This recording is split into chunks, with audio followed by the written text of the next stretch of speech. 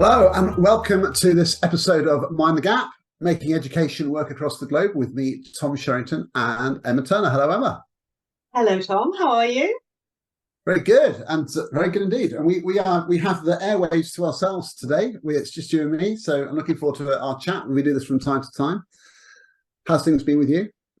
Oh, very busy, very good. But I know you've had a very busy weekend at a very interesting gathering of the warm, the wise, and the wonderful of education. Do you want to tell us a little bit about that? Yeah, I mean, absolutely. So I think that's probably one of the biggest events of its kind, Research Ed. And it was huge. It was at Parliament Hill School in Camden for the second time in a row, which was a great venue.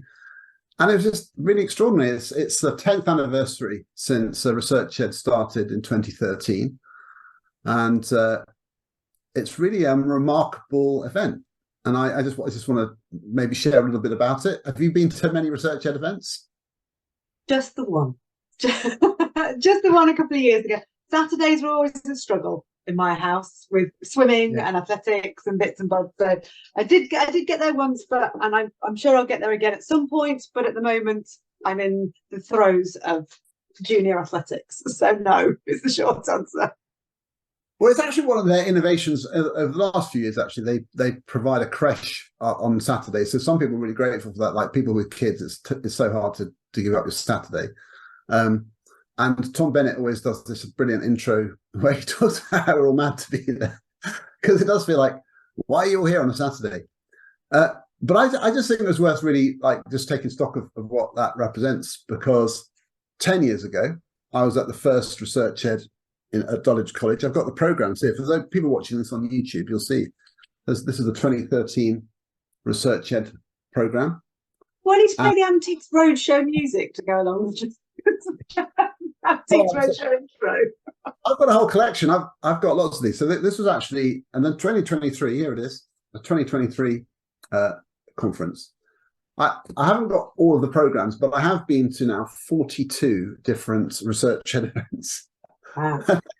I think there are other people who have been to more, but there's one person only, we think, who has been to every single one of the national events every the beginning of every year, and that is Professor Becky Allen. So she's been to all of them, never missed one, and I don't think anyone else has. Some people have just missed one or two, and I've missed a couple of them. But if you look at the program on the first one, 2013, there are 10 people who were then talking, who are at the one today, and I'm one of them. I'm proud to say. But I'll just give you a flavour of some of the other people. So one of the people speaking was Amanda Spielman, who then was off-qual in looking at qualifications, and this time she was leaving Ofsted. Obviously, Tom Bennett, John Tomset, our great friend, who was then the head of his school. I won't go through maybe all of them. Professor Rob Coe. Now, Rob Coe was then right at the beginning talking about, evidence and research and bringing them together. And he was then at Durham University, and now he's working for evidence-based education and the great teaching toolkit. And he was talking about instructional coaching, more of which later. Laura McInerney, she's absolutely brilliant. We've interviewed her. She was, there manning the teacher tap stall with great gusto on Saturday, but she did this amazing session back in 2013 about sort of tricky problems, what the kind of difficult problems ought to be that maybe we should be researching. That was fantastic. And who else? David Weston. So David Weston is one of the kind of legends of CPD development, setting up the Teacher Development Trust. And to some extent, he's probably been saying the same thing ever since, because it's just a constant message, like the need to talk about CPD in schools. And of course, Sam Friedman was there. Both of them. He's the policy person, in the UK, an absolute genius talking about education policy. And of course, Tom Bennett himself. And Becky Allen, as I said. So there's a few constant themes, and it's interesting that that the similar themes persist, don't they? It's not like everything's changed so much. We're still talking about CPD, behaviour, evidence-informed practice, and school leadership and all these things, because the problems are never easily solved. The difference if you look at the program, can't even be printed in this. There were 120 different sessions on Saturday, Wow. 6, 20 in each one, and it was an absolute nightmare picking where to go. But it was amazing. It was really exciting to be part of it and to see how it's mushroomed into this sort of a kind of feature of our system. I think in the UK that research ed is a thing that you can rely on being there. It's there's so many events planned in the regions as well as the national event, and there's nothing else like it. There isn't an equivalent conference with that kind of quality and scale, and that is led by people directly involved. So I'm a massive fan. It was brilliant to see so many people there, and we're talking about what happens in our system. I just think it's fantastic. There's what did you learn from it this year then? What are your takeaways? Well, one of my main takeaways links to the guest we're going to be interviewing soon, Ben Newmark. So he did this fantastic session. In fact, somebody, I think it was Adam Boxer, put a message out saying, he can never go on a Saturday because of Shabbat. But he says, what's the one thing that you learned? And I thought, well, the thing that stuck in my mind was the session by Ben Newmark and Tom Rees, who both of whom have got children with identified special needs of different kinds, and both of them had the experience of putting their children through school and entering into the world of schooling anyway, and feel that it doesn't serve them as who they are. So they're really, really profound messages. I was quite struck by it. I'm looking forward to talking to Ben about it. This idea that you take a child with all their complexity and who they are, and if you design a system for them, you'd start with, okay, that's you, let me teach you what you need, and you build around them. But the way they are dealt with is, you're not like everybody else, and that's the starting point. And then the entire education is framed around the fact that you're not like everybody else, rather than you're who you are. And that kind of hit me between the eyes, really. That it's so obvious to say it, but and there was this quote which kind of like choked me up a bit that Ben gave, which was one of the case studies he cited, where a head teacher says something like, what would we do today to support this child if they were ours? Because they are. It's like, like if they were your own kid, what would you do? But they are our kids, and it's like, let's do better. So that to me was the main thing, and they've then supported it with this massive study they've been doing about provision. They've written some papers and there's policy papers and stuff about and trying to sort of shape kind of thinking going ahead around special needs, including the attempt to take away the label special needs, because it in itself SEND is a barrier to that understanding, because you have to label people in order for them to get the support and so on. Anyway, we can talk more about that with Ben, but it was good. It was really good, and that was just one of them. And I saw all over social media at the weekend research ed session by Sam Curran, Paratus. Yeah. Every time I logged on, Sam was all over my timeline with his new John Catt book, Paratus. So if you haven't read that yet, have you read it? I have. Mr. Sherrington, you have? What did you think? No, I think it's really good. And Sam to me is like, he epitomizes for me so many great things about our profession. Like he's a really, he's so like into it and thoughtful. So into it. You know what I mean? It's like he thinks hard about it all. And it's a sincerity there, which I really love, but it's also a humour and a humanity, which is just great. So he's written this book, he's like thrilled to bits about it. But I saw his talk at Research Ed, and it was just great. He went through some of the factors that make up good teams. We'd have to get him on the podcast, to be honest, to give the full works. But he was so. I want to ask him about his cake. He's the only person I've ever seen who had a book cake. That was one of my social media as well. No, yeah, exactly, making the thing. But he was sort of saying that teams, we're in teams, and we can kind of moan about a team if it's not good, but we don't necessarily think hard about how to make teams more explicitly talk about how does this team function, and talking explicitly about the protocols of being in a team, and how a team can work to support itself or not. And there's lots of really good thinking in there. Yeah, I did a thing in it for about how teams can be used for coaching, which is my sort of passion thing. Like I find that I'm encountering that idea all the time. So I was quite pleased. In fact, stay with that, Tom. Stay with coaching and talk to me about instructional coaching, because I know we've been kind of throwing it around a little bit off air, talking about coaching. So let's have the coaching conversation on here, and you talk to me about your thoughts around instructional coaching. What's on your mind with that at the minute?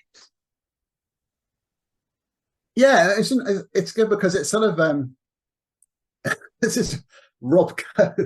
Rob Coe's great. So he's a bit of a kind of he likes to stir the pot and burst people's bubbles of complacency around things, which I think is probably a good thing. So what I mean by that is that, so for example, last year at Research Edge, Rob Coe's talk was about what do we know about leadership, and it turns out we don't know very much. Like, is the answer nothing? Is the answer pretty much nothing? But it's really hard to pin down an evidence base for, leaders should do this and then that, and because they do that, this works, because there are so many variables, basically. It's really hard to tie it down. So that was his sort of massive bubble bursting last year. Like, the evidence we know about research, about school leadership is pretty weak. And so we're kind of guessing too much and so on. So this year his torpedo was, is instructional coaching the new brain gym? So when you start off a talk by saying, is it the new brain gym? You're basically saying, is it just a whole pile of rubbish that people have fallen for, and it's turned out to be, have no validity whatsoever? So that's kind of what he was saying. Now, I'm going to, spoiler alert is this, his final slide said, not really. In other words, no, it's not the new brain gym, because there's actually much more evidence for instructional coaching being successful than that. But here's the real meat of what he was saying. Instructional coaching works in very specific conditions when it's tested and shows a positive effect. And when schools are thinking, I'm doing instructional coaching, they are not necessarily replicating the conditions in which it has been successful.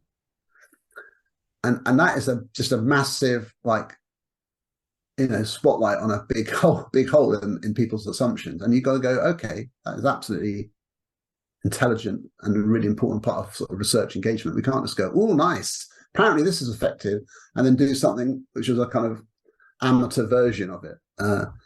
That's a message.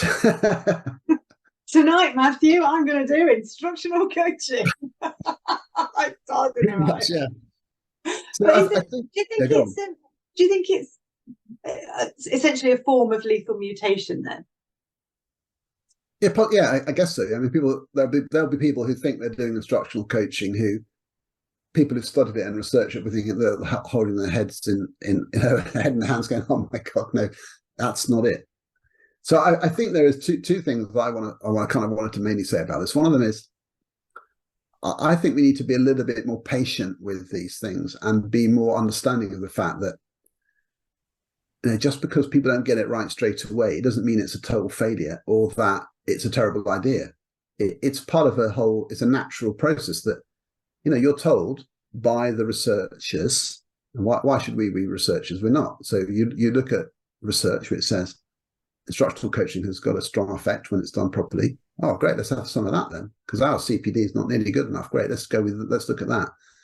And intellectually, we understand why it ought to work. So yeah, let's do it.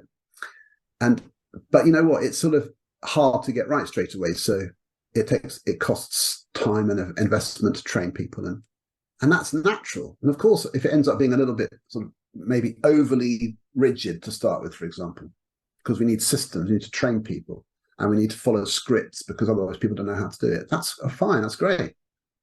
5 years later, those people will be fluent coaches. They don't start off like that.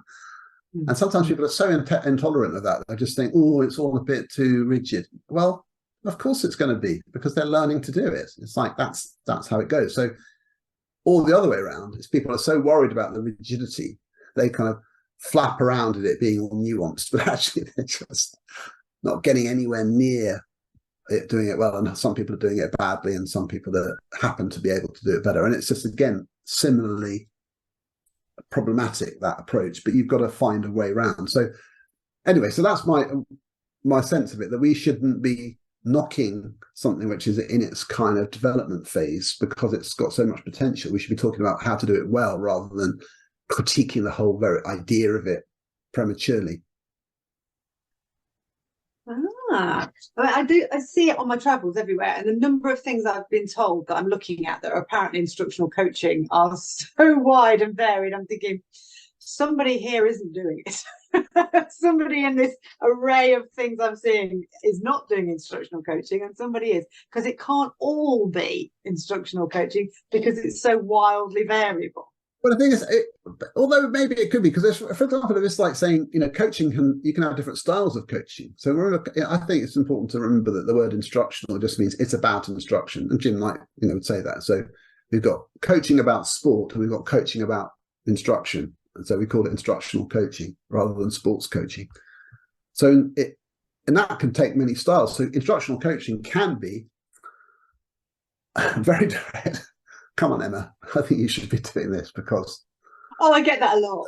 It might be just leading you along. So they say, yeah, what do you think? What are you aiming to go? What are your goals? What do you think might solve that problem? And you just lead the whole thing. So you can flex coaching hugely according to the person and within the same person over different phases of their development, all kinds of things. So I think if you're trying to box it in and say instructional coaching has to be a precise defined term, which means X, well, that's prejudging the nature of it in the moment. I don't think that's helpful. And also, you can do instructional coaching with 2 people at the same time, or 3, or a team. I've done it. It works. You can coach multiple people simultaneously, very efficiently and very effectively, because they've got this collaborative spirit. So I think that broad church approach. And so what I found, I mean, I don't want to just bang on forever about this, but in the discourse, you get people who are sort of pitted against each other when I find that unhelpful. So in our work, in the walkthroughs, we're sort of friends with Step Lab because they're our partners. We're colleagues, and they have a platform which supports people to deliver instructional coaching, one-to-one coaching with all sorts of resources, tools, scripted sessions, prompts for having a good conversation. And it really supports the whole organization to do it because it kind of guides you through it, and it's very detailed and they can flex it now more. So we think they work well. But we've also really got a lot in common with Jim Knight, who would probably start from the opposite end and build around the individuals and goals. And so what do you need to solve? And he's much more orientated towards the individual and start as a starting point rather than, say, the organization. And I just think everyone's doing good stuff. Sort of the idea that we're sort of like, against each other, or sort of that there's purists and the kind of mavericks, or the rigid system people versus the kind of warm, fluffy kind of, I just think that's all really unhelpful. The principles and the aims need to be the same. The practice may look different. Yeah, I think so, yeah. And I think there's some common features. So one of the common features would be a teacher needs to be getting some kind of feedback. A teacher needs to be, wherever possible, driving their own process. And also you need to have iterative cycles. It needs to go small steps, looping around and come back and refine over time. And provided those things are present, that can take many forms, which makes it a useful vehicle when you go into a real life school. Like today, I met today, like one formentary primary school. They have 8 teachers. The way they do coaching isn't going to be the same as the secondary school I spoke to afterwards, where they have 100 teachers and 10 people on the senior leadership team. I mean, and it's just so you have to construct a language for a system which can work all over lots of setups so that you can get it working, you know. Yeah, anyway, so those are my thoughts about instructional coaching. It's like, it's great to debate it, but I feel like I worry about like kind of people who like to batter things and they're doing it too early. I think I worry more about people who just want to do it to say that they're doing it and actually haven't thought about what they want to achieve as a result of doing it, but they think they've got to do it because they think everybody else is doing it, so we must do it as well. That's what I worry about. Yeah, that could happen. Yeah. But we need to do this because everybody else is doing it. Quick, let's do it. Yeah. But it's a long-term thing. So it's one of those things that you can't. It's one of those things I spoke to a chap today about something where he was saying, I really want to do it, but I'm not sure if my SLT will buy into it. And I said, well, look, you can't do this on the side. You know, it's the whole thing. You can't just sort of sneak in a bit of. That's rule of instructional coaching club is you don't talk about instructional coaching club.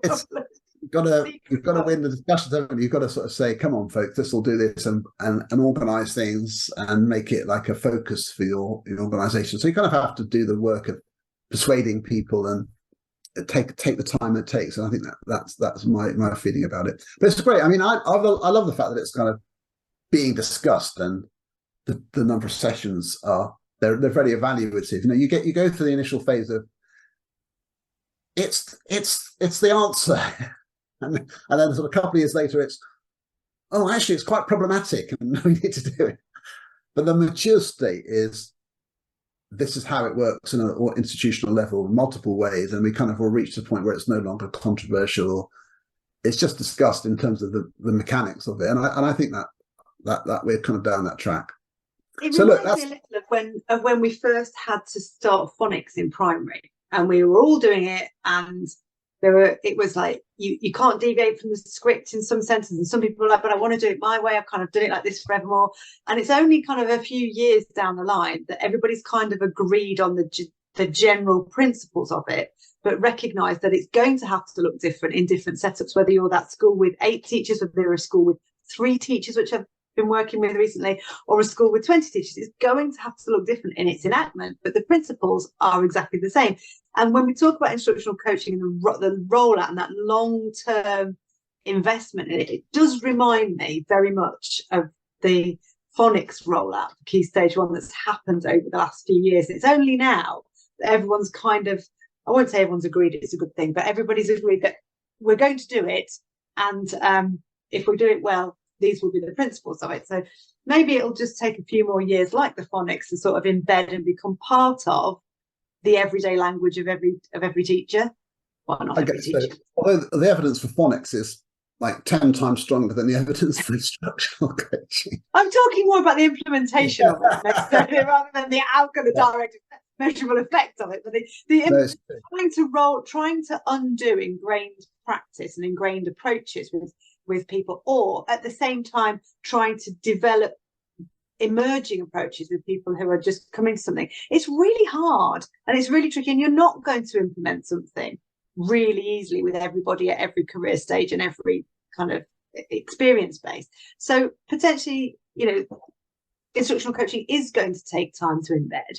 It is going to take time to start bearing fruit, and it is going to take time for people to kind of see the effects and be not necessarily the first followers, but be those advocates for it going forward.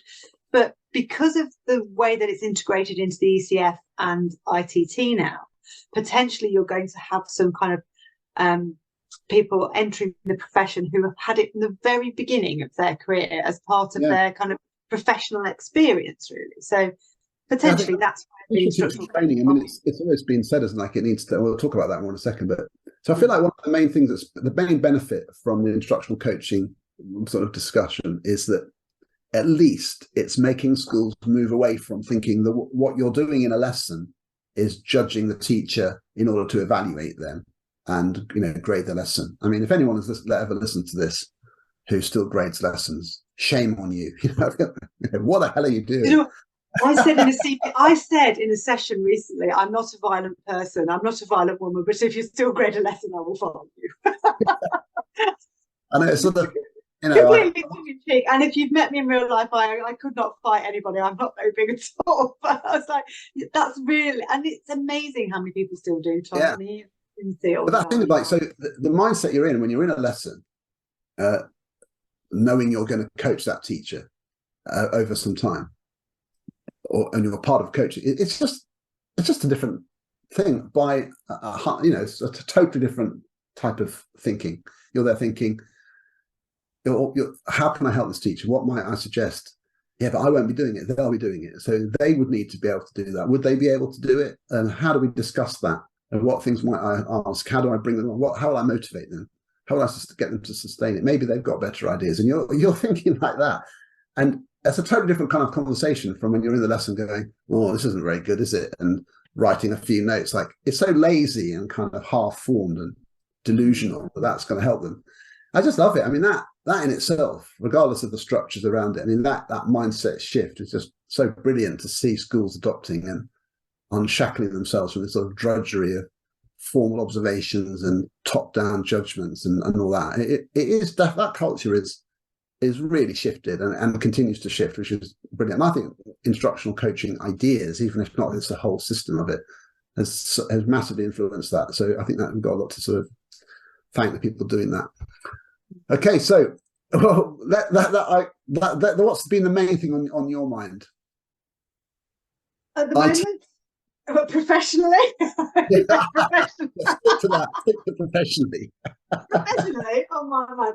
I've been doing a lot of reading around the new published criteria for ITT. Initial teacher training. Let's get the acronym. Yeah, initial teacher training. So the new published criteria, it's got quite a few changes in it for 24-25.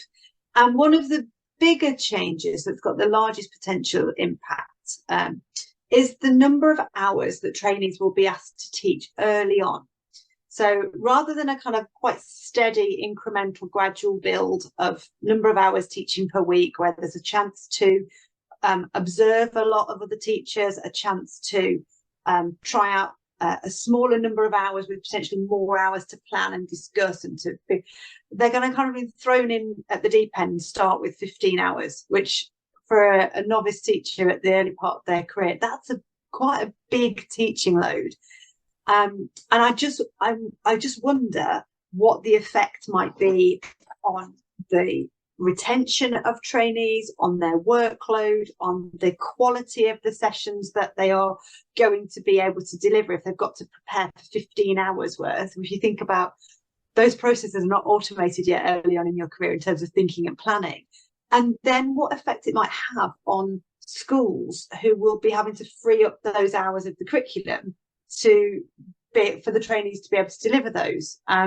So I've got some question marks over how school host schools are going to manage this, and how the trainees are going to manage it. So that's what I've been thinking about. How does that compare typically? I mean, just for people who don't know, like, and I probably include myself. Yeah, I pretended it was for the listeners, but really it's for me.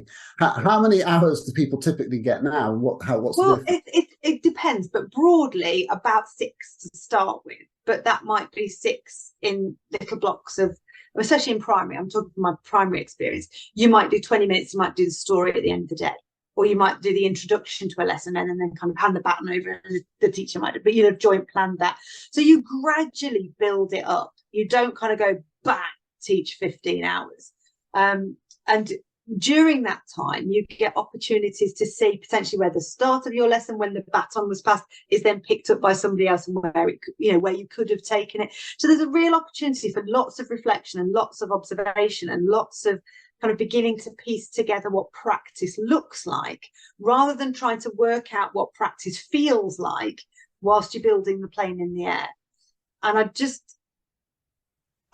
just have question marks over whether the kind of thrown in at the deep end and sink or swim bit is the right way to do it. I mean, I'm sure there's a lot of thinking behind it, but I just wonder how it's going to be managed, both in terms of the mentors, the trainees, and the host schools, because those ITT students will still be completing assignments and coursework, and potentially towards the end of the academic year applying for jobs and all of the things that are.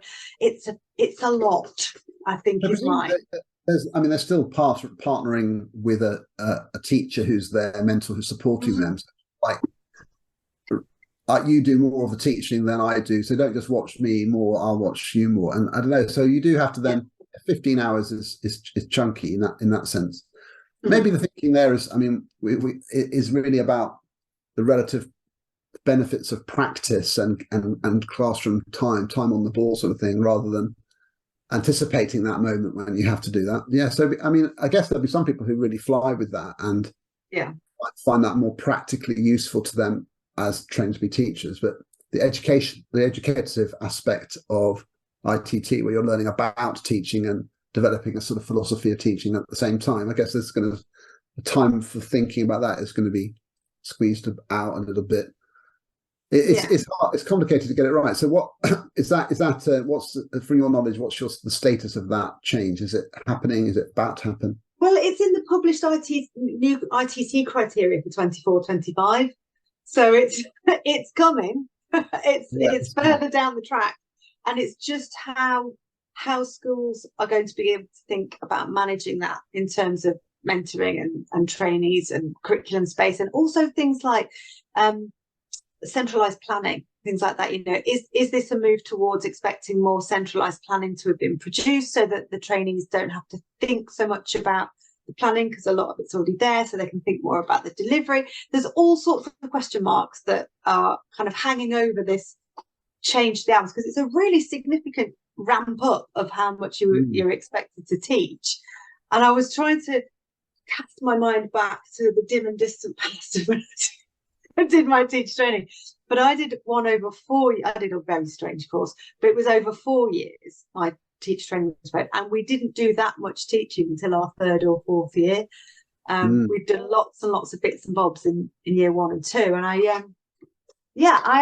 I'll be interested to see how this one pans out. And what I need to do is to delve more into the research base underneath why the change has happened, to kind of get my head around the rationale for it, and the and how best to support trainees and teachers in school once this kind of is rolled out. So that's what's been on my mind, Tom. That's what I've been thinking about a lot. I feel like, you know, it's another one of these sort of social media driven things where, so for example, one of my, I guess it's a complaint that I have about some certain behaviours is that if someone voices a personal experience which is critical of their training, or sort of feels that they wish they'd learnt this, you know, a whole pile of people will pile in and say, you know, on behalf of the whole of the ITT sector, you know, defend it. And you think, well, no, just listen to that person's experience. That person is saying, for them, when they went to their course, they wish they'd learnt more about cognitive science or behaviour management than they did. And just listen to that, because that's what they're saying. But on the other hand, I think one of the arguments I've listened to, and I think is true, is that a teacher training organisation like a university is a partner with the schools in the placements, and the training is the product of all of that. And the training is a product of the first year, the second year, and the third year. And if you see the things in holistically in that way, you start thinking, well, okay, so let's not talk about, I come out of an ITT provision ready to roll. If I see 3 years as an integrated process, which is the ideal, isn't it? What might be the best contribution of that kind of higher education input at the beginning? And it might actually be more theoretical than practice because of the partnership with the school. And I think that the argument gets drowned out because of different kind of people's expectations of what an ITT kind of program should end with, rather than kind of what it's contributing to it as a whole. Yeah. And I think that's where the ECF is designed to pick up from, to continue that and see it as a 3-year journey. My concern with this particular one is I think that it's like the curse of knowledge. With like an experienced teacher designing an ITT program, I think we'd potentially have forgotten how many processes and how many approaches are so automatic now that actually we don't remember how we had to kind of fathom our way through them, which kind of links to the instructional coaching bit. And, you know, your walkthroughs will be immensely helpful for early career teachers, novice teachers, ITT students.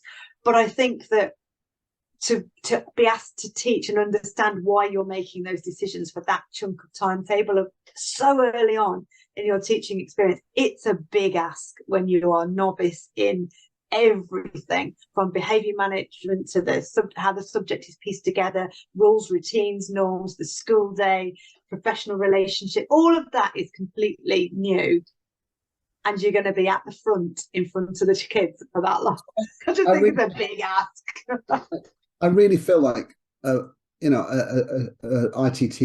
a new teacher should be able to walk into a school and not have to think about the resources and the scheme of work for a good while, because you obviously have to they shouldn't be writing stuff until they're ready to contribute, because you learn, ideally you're going to a situation where you learn from the expertise of the people around you who and the systems and all that, and then you pick that up, and then you realize, you start to evaluate things yourself, and you start thinking, oh, okay, actually that seemed to work better than this, and you start developing ideas. And then when you're ready, you can start saying, do you think you could write a bit of that and joint plan some of that? Yeah. But I think my concern is if they're teaching 15 hours as well, it reduces that amount of time to have professional conversations, where when I've worked with the ITT students in the past, and I still work with dozens and dozens and dozens every year, and at the lecturing aspect of it, is the conversation where you talk through your planning and say, this is why this goes in this order. This is why I'm doing this first. This is how this lesson connects to that one. And actually narrating not just the process of how to plan a lesson, but how the subject fits together and why the scheme of work is planned in that way. So there's a big difference between, here's the scheme of work, crack on with it, and we've prepared all the resources for you, therefore you are prepared, right through to actually talking through why it's structured in that way, why it's important to emphasize this aspect of the lesson or this aspect of the concept, and why that has to come first before that bit. And it's that rich discussion that I worry about, because yes, they shouldn't necessarily be having to source their own resources and plan their own lessons, but there should be adequate time to develop the kind of professional understanding of why those resources have been crafted in the way that they have, which is equally important. Otherwise, they're just handing somebody with a manual and going, get on with it, which is not how teaching works. No, but then it's about what you start with. It's like, you don't want to, like you say, build the car while you're driving it. You've got to, like, here's some resources. I mean, we all have I think we're creatures of bias, aren't we? I'm biased by my experience, like everyone. And my experience of learning to teach was, I had a couple of teaching practices which were quite different. And one of them was in a sixth form college, where, to be honest with you, I just had to think about which questions to ask and how to explain the physics and the maths A level. But behavior management was a cinch. It was easy and never had to think about it. And then I went to another teaching practice in a South Manchester high school in Wythenshawe, where I got kind of burnt every day by the kids calling me Lofty, because I looked like the character Lofty off EastEnders, had spiky hair and little round glasses, and the kids would be going, "All right, Lofty, all right, Lofty." That was Michelle, who was the other character, and I got called Lofty every day for about 4 weeks. It was different. I felt sort of slightly brutalized, but I did also try some sort of good practical lessons. But when I came to choosing a job, I thought, I've got to go work in a sixth form college, because I remember they knew their stuff. They knew their stuff, and they taught me how to do it. And I felt that was a good apprenticeship. I remember rocking up to my second teaching classes, my second substantial teaching practice of like 6 weeks, and all the cars in the car park were burnt out. And I went to the front desk and said, am I meant to be here? Am I in the right building? Was I betrayed? Oh, it was parents' evening last night. Someone firebombed the cars, the teachers' cars. It's like, oh, well, I'm the student. Here we go. Wow. So, yeah, that was an interesting placement, that one was. But yeah, ITT is, I think over the next few years, we'll see whether this increase in hours is a good thing, a great thing, or a not so great thing. Yeah, well, let's see. I mean, we all have their moments. I mean, I'll never forget my teacher training. It was for good and bad. I mean, I remember it vividly. So many aspects of it. Some of them were quite funny. I mean, had some hilarious experiences in my very first teaching practice. With trying to video myself. I use this in my training actually now. Like I videoed myself teach with this massive video camera in the back of the class, and when I played it back, what I saw was not pretty. I was sort of like this jazz hands clown. I was like, what the hell are you doing? Like, calm down and teach some physics instead of like, it was a shocker. And then, but it was a bit of a triumph when I taught, as I think it was a year 10 class in South Manchester High School, and I took them outside on the field to teach them how to measure the speed of sound. And it was epic. We had trundle wheels, we were measuring the distance to the gym wall, we were banging bricks to hear the echo, and stop clocks, and we got a result which was so great. The kids couldn't believe it. I was like, that is amazing. We have measured the speed of sound. And my tutor was there to watch, and he was saying, wow, those kids have never been allowed out before. Pretty brave. But I just thought, well, it's my favorite experiment, so we're going to do it. And that kind of sense of it's worth having a go. I learned that from my teacher training. It's worth having a go. So that was good. Okay, well, look, we're probably going to have to wrap this up soon, this special episode. We've got some great guests coming up, and hopefully people have enjoyed listening to the summer season, but the trade end of last year. Go and check out the Hal Roberts and Caroline Darby episodes. They're both peach. And then also Alam Shah, who we spoke to recently about his fantastic book about science for peace. It's like a sort of literary book about science, a kind of storyteller's explanation of all the big questions in the world, from... I have bought an extra copy of that book for my eldest daughter. She's mad keen on science, so I have bought her an extra copy for her. She won't want the one with all my notes in it, but she can have one for her. About on Twitter saying, if you buy a class set of my books, I'll come and do a free session in your school. That's like, my goodness. Yeah.